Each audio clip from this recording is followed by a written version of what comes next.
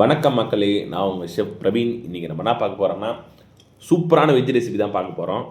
வாழைக்கால இதுக்கு பார்த்தீங்கன்னா வாழைக்காய் மெழுக்கு வரட்டின்னு சொல்லுவாங்க. இது ஒரு கேரளா டிஷ்ஷு. எனக்கு இது கற்றுக் கொடுத்தது பார்த்தீங்கன்னா ஒரு கேரளா செஃப் தான் கற்றுக் கொடுத்தாரு. நான் சாப்பிட்டு பார்த்தா ரொம்ப சூப்பராக இருந்துச்சு. சரி, நான் பெற்ற இன்னும் நீங்களும் பெறணுன்றதுக்காக தான் உங்களுக்கு சொல்லிக் கொடுக்கலான்னு நான் வந்தேன். இது பார்த்தீங்கன்னா ஃபிங்கர் சிப் ஸ்டைலில் கட் பண்ணி எடுத்துங்க. ரொம்ப பாயில் ஆகக்கூடாது. லைட்டாக சால்ட்டு போடுங்க. சால்ட்டு போட்டு ஒரு கொதி வந்து மேக்ஸிமம் 2 நிமிஷம் அவ்வளோதான். அதை எடுத்து செப்பரேட்டாக வச்சுங்க. இதுன்னு அடுத்து பார்த்தீங்கன்னா ஃப்ரெஷ்ஷு கோகோனட் எடுத்துருக்கேன். ஃப்ரெஷ் கோகோனட் எடுத்து தின் ஸ்லைஸில் கட் பண்ணுங்கள். அதை கட் பண்ணி அதை செப்பரேட்டாக எடுத்து வச்சுங்க. இது ஒரு மசாலா அரைக்கணும். இந்த மசாலா பார்த்தீங்கன்னா சின்ன வெங்காயம், கொஞ்சம் பூண்டு, கொஞ்சம் காஞ்ச மிளகா போட்டு கொஞ்சம் குறன்னு மிக்சியில், ரொம்ப தண்ணி கிணி எதுவுமே ஊற்றக்கூடாது. அப்படியே குறன்னு அடித்து அதை செப்பரேட்டாக எடுத்து வச்சுங்க.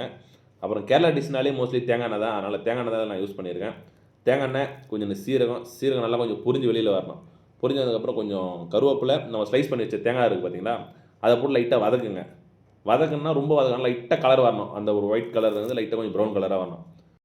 அது கூட நம்ம அரைச்சி வச்ச மசாலா இருக்குது பார்த்தீங்களா, அந்த சின்ன வெங்காயம்லாம் போட்டு அது எடுத்து அதில் போட்டு நல்லா குக் பண்ணுங்கள். அந்த சின்ன வெங்காயத்தோட பச்சை வாடை போகணும். அது கூட நல்லா உப்பு போட்டுங்க. கொஞ்சம் மஞ்சத்தூள், கொஞ்சம் சில்லி பவுட்ரு, கொஞ்சம் பிளாக் பெப்பர் பவுட்ரு போட்டு நல்லா குக் பண்ணுங்கள். தண்ணி கிண்ணி எதுவுமே ஊற்றாதீங்க. தண்ணி ஊற்றினாலும் கிரேவி மாரி ஆகிடும். அதனால் கொஞ்சம் ட்ரையாக இருக்கணும். அதனால் வித்தவுட் தண்ணியிலேயே போட்டு நல்லா மிக்ஸ் பண்ணுங்கள். வாழைக்காய் உடையக்கூடாது, இதுதான் முக்கியம்.